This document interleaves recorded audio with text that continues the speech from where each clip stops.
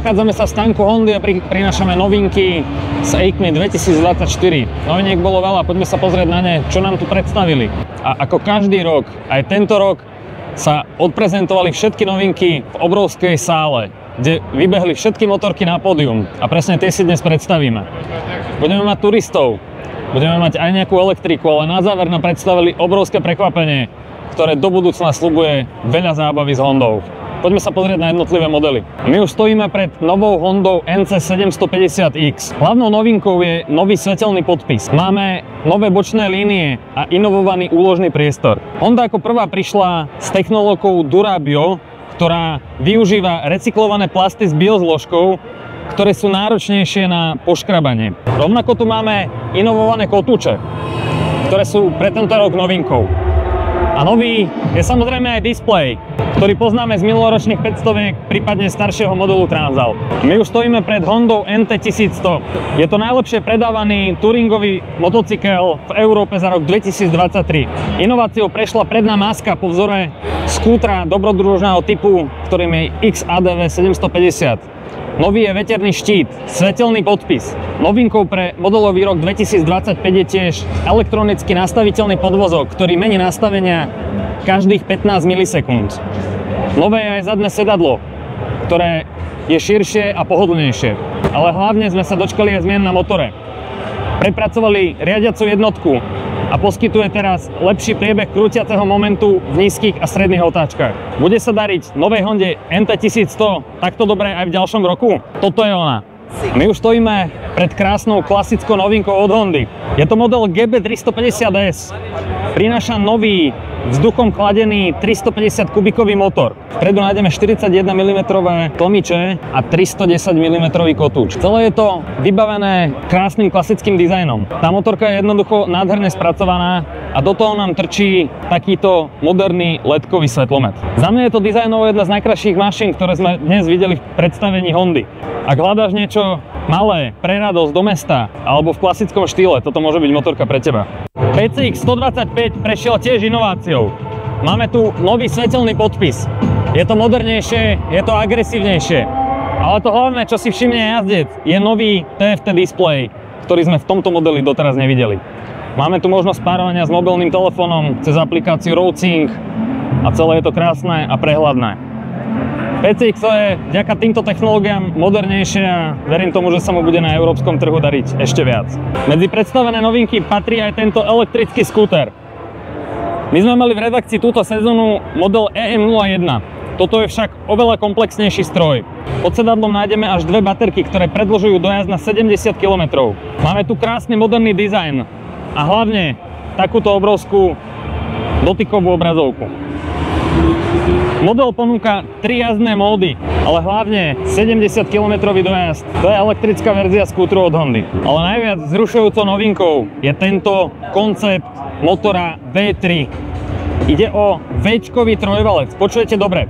V-čkový trojvalec, ktorý má vpredu 2 valce, vzadu 1. A celá táto jednotka je poháňaná elektrickým kompresorom. Toto je prvý takýto koncept motorky na svete. A čo nám prinesie, aké modely, zostáva veľkým prekvapením. Sľubuje však kontinuálny nárast výkonu, aj krútiaceho momentu a veľkú efektivitu. Toto je Honda a jej V3 e-kompresor koncept. Tešíme sa na prvé modely. V stánku Royal Enfield máme niekoľko noviniek. Prvá je 650 Bear ako medveď. Je to taká, chce to byť taký model scramblera, avšak nie je to úplný scrambler. Čo sa týka toho motora, je to 650 použitá, má 35 kW a 56 Nm. Je to pomerne veľký kus železa, to pravá kovová nádrž, jednoducho široké stúpačky tam sú a veľmi výrazný tento podsedadlový rám. Čo sa týka tých prepínačov aj, tak je to vlastne taká tá stará klasika overená Royal Enfieldu. Je to veľmi jednoduché na ovládanie a tých prepínačov tam je pomerne málo. Čiže dá sa povedať, že taký veľmi jednoduchý koncept. Tento model BER 650 bude v 4 verziách a dostupný bude aj na Slovensku. Tak už sa na ňom tešíme hlavne na test. Ďalšou novinkou je tiež 650, ide o 650 Twin. Je to taká poctivá klasika v podaní Royal Enfieldu. Opäť veľmi výrazný rám. Toto máme konkrétne takúto verziu v takejto farbe, ktorá je naozaj veľmi pekná. Mne sa veľmi páči. Potom máme samozrejme tú klasiku bordovej farbe a čiernu. Čo sa týka prístrojového panela, tak je veľmi jednoduchý a možno niektorí si budú ešte pamätať z starých pérakov ten displej, teda ten prístrojový panel, tak tu je to niečo podobné. A dá sa povedať, že táto motorka nejde o rýchlosti, má iba 35 kW alebo o nejakom veľkom výkone, ale tá vás preniesie trošku v čase presne do tých dôb, kedy ešte staré javy boli a poznáme ich možno ešte niektorí práve z rozprávania našich starých rodičov. A práve model 450 Guerrilla celkom dominuje práve tejto výstave, práve v stánku Royal Enfield.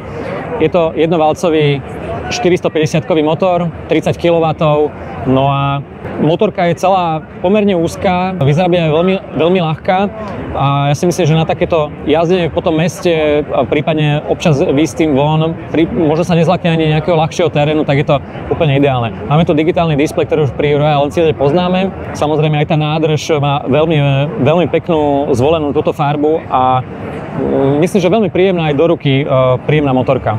Počuli ste už názov motorkovej značky, ktorá sa volá Benda? Toto je jedna z motoriek, ktorú táto značka ponúka. Volá sa LFC 700. Ponúka veľmi neortodoxný pohľad na to, ako by mala motorka vyzerať. Motorka ponúka teda štvorvalcový motor. Má 58 kW, 60 Nm, ale také komponenty aj vpredu, aj vzadu, ako sú Brembo, brzdy, obrovská zadná pneumatika. Toto jednoducho v Európe neuvidíte. Je to trošku iné, ale ako to jazdí, to už si povieme pri nejakom teste. Celý tento výtvor váži viac ako 280 kg. Je to neortodoxný pohľad na to, ako by mal vyzerať možno práve Power Cruiser. Tá obrovská guma vzadu by síce niekomu mohla vadiť, ale celé, ako je to nalakované, ako je to zostavené, za mňa klobúk dole. A práve takéto značky, ako je Benda, ide totižto o čínsku značku, ktorá je predávaná pod spoločnosťou Kivei Group, ponúka nové pohľady na motorky. Ponúka dokonca V4, ponúka Včka a na tie sa pozrieme ďalej. A toto už je model Napoleon Bob. Naschvál vám nepoviem tú kubatúru, pretože čo by ste povedali? Táto motorka vyzerá naozaj robustne. Má Včkový motor, krásne kotúčové brzdy, ale celé to spracovanie je úplne geniálne. Jedna vec, ktorá mi tu vadí, je naozaj prístrojový štít, ktorý na mne pôsobil ako nálepka. Avšak potom som zistil, že je to naozaj reálny displej. Avšak táto motorka je iba 250-ka. Objem 249 kubíkov, výkon 19 kW a krútiaci moment na úrovni 25 N. Má veľmi zaujímavú prednú vidlicu a predné pruženie. Rovnako celé spracovanie a hlavne zadná kývna vidlica pôsobia veľmi neortodoxným dojmom. Táto značka, pokiaľ chceš niečo špeciálne a možno ti nevadí čínska výroba, práve pri tejto motorke si budeš musieť povedať, že Aziati to vedia. A Včka sa z japonskej výroby práve v tomto segmente úplne strácajú. Toto je čistý príklad toho, ako to môže vyzerať, keď to chytí niekto, kto chce byť inovátor alebo možno sa práve vrátiť k starej škole. Poďme sa pozrieť ešte na jeden Včkový motor. Posledný model, ktorý si predstavíme z ponuky tejto značky, je Benda Chinchilla 500. Môžeš sa smiať, ako sa tá motorka volá, ale prestaneš sa smiať, keď zistíš, ako je spracovaná. Je tu Včkový motor s objemom 476 kubíkov. Ponúka 35 kW. Ja som na tejto motorke jazdil. Síce iba krátko, ale musím uznať, že v polke otáčkového spektra som nevedel, že mám pod zadkom menej ako politrovku.